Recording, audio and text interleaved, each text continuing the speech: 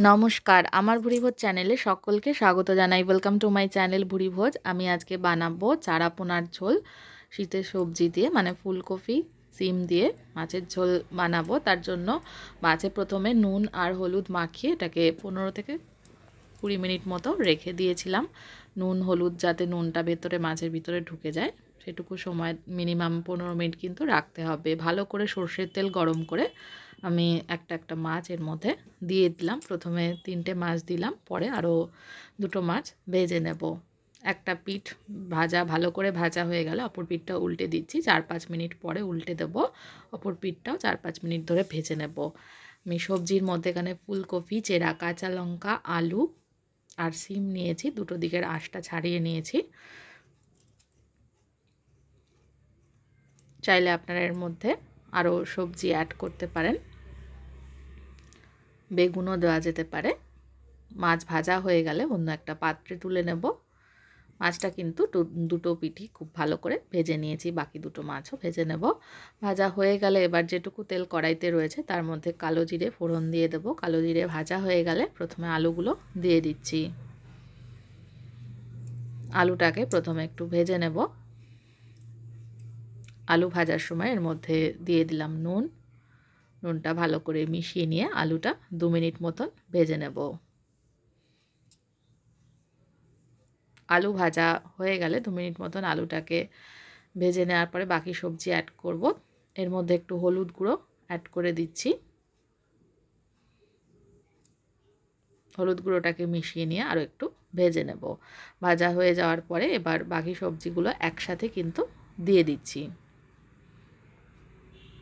সিমটাকে ছোট টুকরো করে কেটে নিয়েছি, ফুলকপিগুলো ছোট ছোট ফুলগুলো ছাড়িয়ে নিয়েছি। এবার সমস্ত সবজি ভালোভাবে ভেজে নিতে হবে।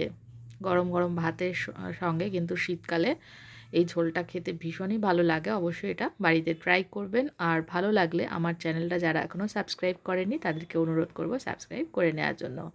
সবজি ভাজার সময় এর মধ্যে নুন দিয়ে দিলাম। প্রথমে আলুটা ভাজার সময় দিয়েছিলাম একটু নুন, এখন ফুলকপি সিম এগুলো ভাজার জন্য কিন্তু একটু নুন দিয়ে দেব। যতক্ষণ ভাজা হচ্ছে ততক্ষণ মশলাটা তৈরি করে নেব। এখানে ছোটো চামচের 1 চামচ জিরে গুঁড়ো, লঙ্কা গুঁড়ো রয়েছে, গোলমরিচের গুঁড়ো রয়েছে আর হলুদ গুঁড়ো রয়েছে অল্প। একটু জল দিয়ে গুলে মশলাটা তৈরি করে নেব।